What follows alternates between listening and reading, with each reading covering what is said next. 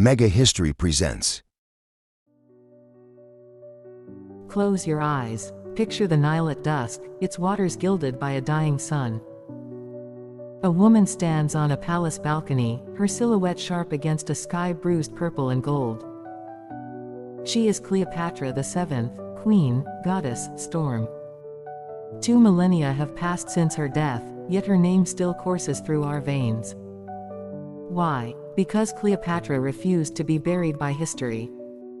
Instead, she wrapped herself in it, stitch by stitch, until her story became a tapestry too vivid to fade.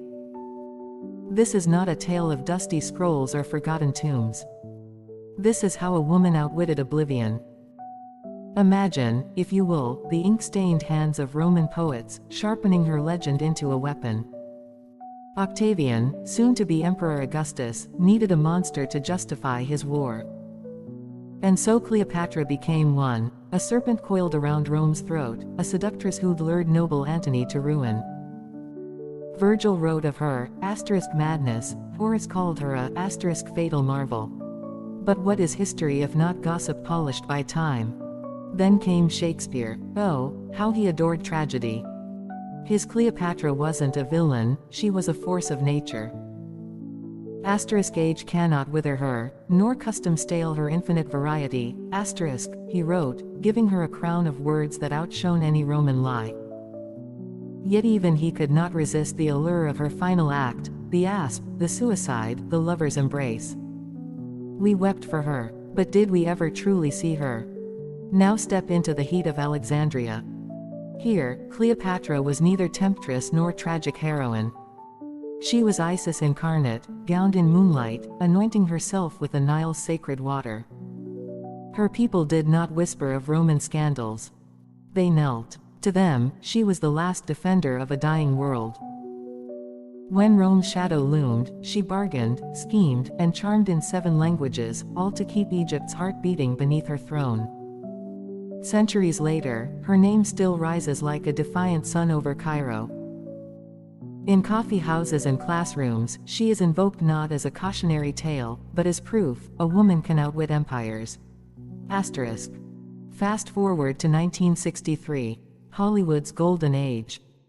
Elizabeth Taylor strides onto a set that cost more than some nations, draped in gold and ambition. Cleopatra, the film that nearly burned down a studio, was less about history than spectacle. Yet Taylor's smoldering gaze seared itself into our collective memory. Suddenly, Cleopatra was no longer just a queen. She was a star. But art had always adored her. Renaissance painters drowned her in velvet and pearls, Victorian poets spun her into opium-laced daydreams. Each era dressed her in its obsessions, yet she remained elusive, a mirror reflecting our fascinations back at us. Now, let's shatter the glass. Strip away the Roman lies, the Hollywood glitter. What remains? A strategist. A survivor. A woman who ruled alone in an age when kingship was a man's birthright. She wasn't Cleopatra because of Caesar or Antony. They mattered because of her. Modern eyes finally see it. Beyoncé channels her at the Met Gala, regal in gold. Novels recast her as a genius polymath, fluent in alchemy and economics. TikTok teens dissect her speeches.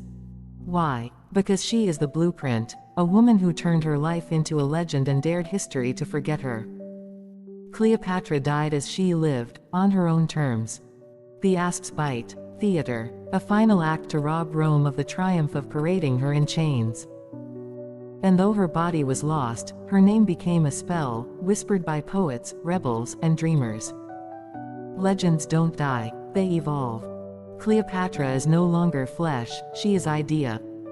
A flicker in every woman who refuses to be small, who trades obedience for power, who chooses myth over mercy. So the next time you hear her name, don't think of ruins. Think of the desert wind, how it bends, how it endures, how it remakes the world grain by grain. If this story ignited something in you, a spark of curiosity, a hunger for hidden histories, smash that like button, share it, and join the Mega History tribe.